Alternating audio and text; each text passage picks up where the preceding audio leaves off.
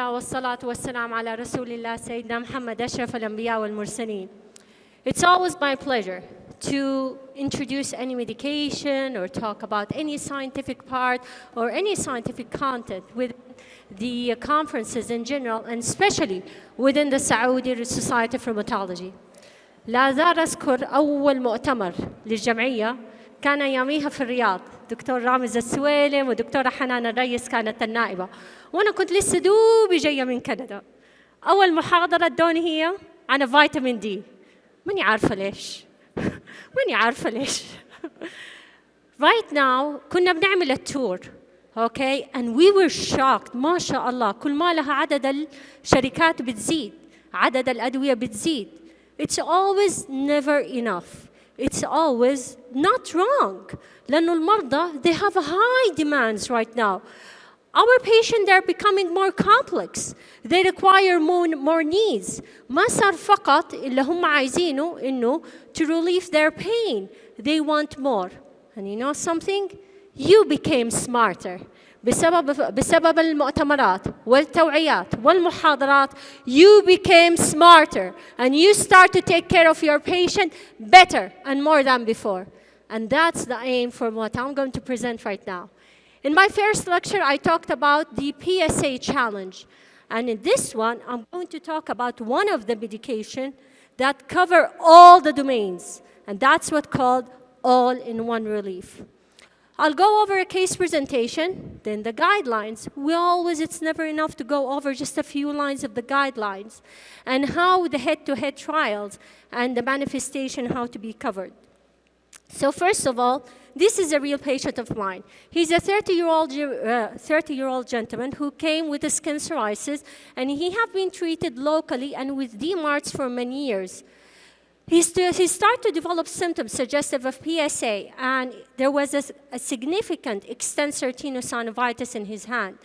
So you look, he didn't have any axial, nail, IBD, or uveitis, but he was fatigued and depressed. بيقول لي يا دكتور أنا ما عندي energy إني أشتغل في الجامعة، مو زي زمان. Although he's young, he's 32. So when he was started on methotrexate, now this is more than almost 10 years ago, when he was started on methotrexate, he developed abnormal LFT. And right now we have the multidisciplinary approach. By consultation, he turned half fatty liver, and after treatment, returned back to normal. So polyarthritis, enthesitis, skin, and dactylitis. Started on Cosentyx, and actually on follow-up, his arthritis improved, the hack improved, and his LFT start normal. And in addition, not on any methotrexate, it's a monotherapy. I'm following him up almost right now for 6 years. He's doing perfectly fine. He's just coming to renew his medication. And when I told him about the associated comorbidities and fatty liver and how does that decrease the mortality according to the recent guideline, he started to lose the belly fat in order to improve his fatty liver. So let's talk about all-in-one relief, the AL-17. This have been produced, this imbalance. When we talk about the tissue in the body involved in the spa, we divide them into two. On the right side, there's a sterile part. On the left side, there's the unsterile part. The study have been published by Ian McInnes and colleagues, in which they came up according to the trial. In other words, it's not an animal model. It's not a histopathological diagnosis. They knew that certain patients, they do improve, and accordingly, they decided the cytokine. If you look for the current management, the GRABA, the ACR, the ULR, they all have one thing in common: treat to target approach. Possibly remission, but if not, go with low disease activity.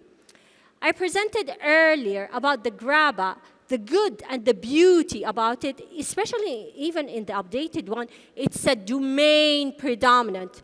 In the first 5, or the 6, there are the domain predominant, and then you have the associated condition shown in orange. If you look at the AL-17, they lie in the same line. All the biologic, there's no specific order. It's up to you, the physician, to decide which drug to be started by you according to the associated comorbidities and comorbid illnesses and the patient preference. According to the core Evesta, which is formerly called the Corona, still The skin, in addition to the polyarthritis, the commonest. Before, when you look at the different trial, they say the nail, the skin, dactylitis. But no, I like to look at one registry that combine all of them, and still the skin and the rheumatology, they're the highest. So looking at the head-to-head trial for the Cosentyx, that is the EXCEED. This is the important study, and it was the first and only double-blinded monotherapy head-to-head trial against the standard of care, which is the adalimumab. And it was for biological naive patient. The primary endpoint was the ACR20. We all know that. I studied the primary endpoint is the ACR20 because that's what the FDA need. Now, you know, it's not a good indices or an endpoint for a patient with PSA because we just said it's a multi-domain disease.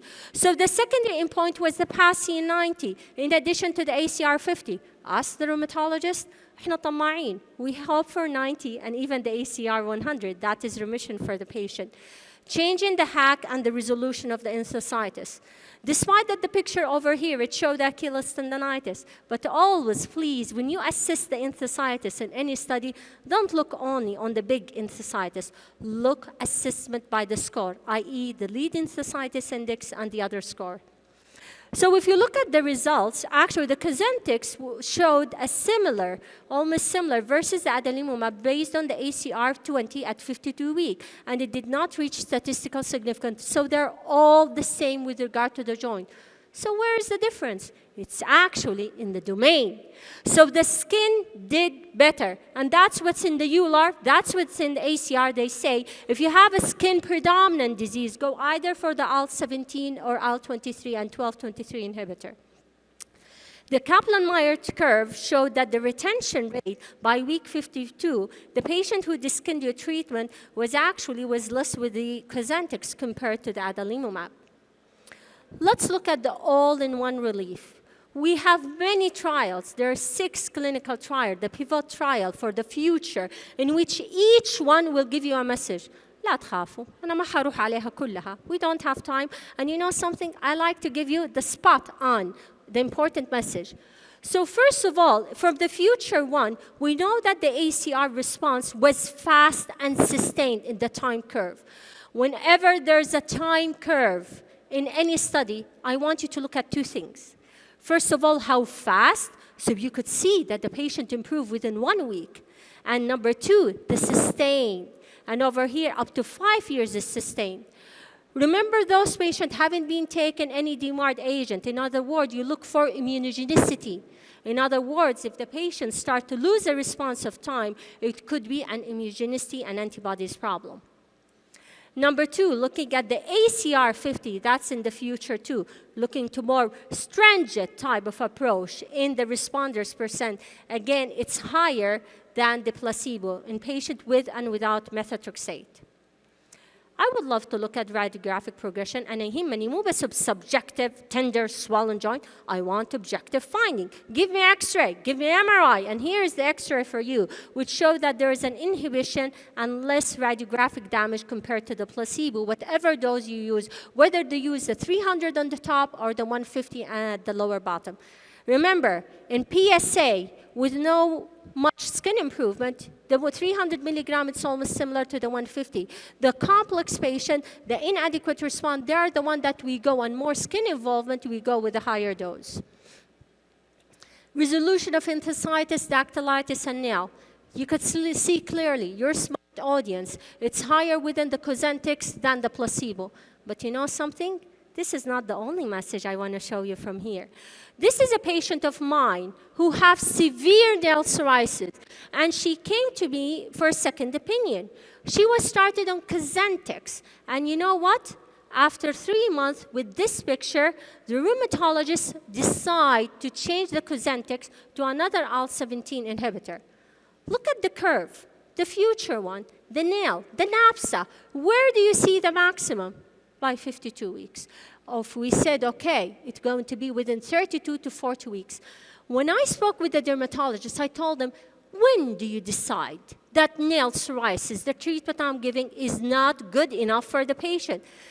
Nail psoriasis is one of the difficult to be treated because it needs at least 6 months for the growth of the nail bed. So you have to wait at least 6 months before you decide to change the therapy. Now, the primary endpoint, as we said in the morning, if you look at the axial PSA, the one and only study yet what the FDA mandated in any drug in order to approve for axial PSA is the Maximize trial. Now, I'm not talking about the Maximus, which is in Gladiator. واللي عندهم بنات بيتفرجوا معاهم أفلام كرتون or Disney. I'm not talking about the Maximus, الحصان الأليف. Actually, it's the Maximize trial for axial involvement in PSA patient. And you could clearly see that there's an improvement in the axial in compared to the placebo. And if you remember the patient that I presented, which was switched to an IL-12/23 inhibitor, and the patient was already on Cosentyx, they came requesting to go back in the IL-17, stated that they felt better, much better, with no much back pain on the IL-17. Please feel free to take a picture of this. This is a table that I created myself. It's from different studies that I show you, all the future trial, and showing you the percentage in the exceed as well as within the future trial. So let's look at the real-world experience. The trial gives us a stringent type of patient with no more comorbid illnesses. But the real-world experience, they show us the patient that I deal and you deal yourself with. So in the real-world experience in the Serena registry, it showed that actually the retention rate for 2 years, you could see for the AS as well as the PSA patient, it's high. And in the morning, I showed you an abstract that was just presented at the ACR 2022, that the retention rate compared to the TNF inhibitor was higher for the IL-17 as well as the IL-23. And there's no much difference between the above two. Safety. أنا دائما أقول مو بس أبغى الدواء إنه يشتغل كويس، أبغى to be sure that my patient is doing fine. My patient is not developing any side effect. And the safety within the real-world experience, actually, it was consistent profile with the trials. The one I would like to pay your attention with, the one I would like to pay your attention is the following, is the Candida infection. It has been reported that such a patient may have a Candida infection in the whole body. Remember, they have skin psoriasis, or they may have Candida infection in the nail.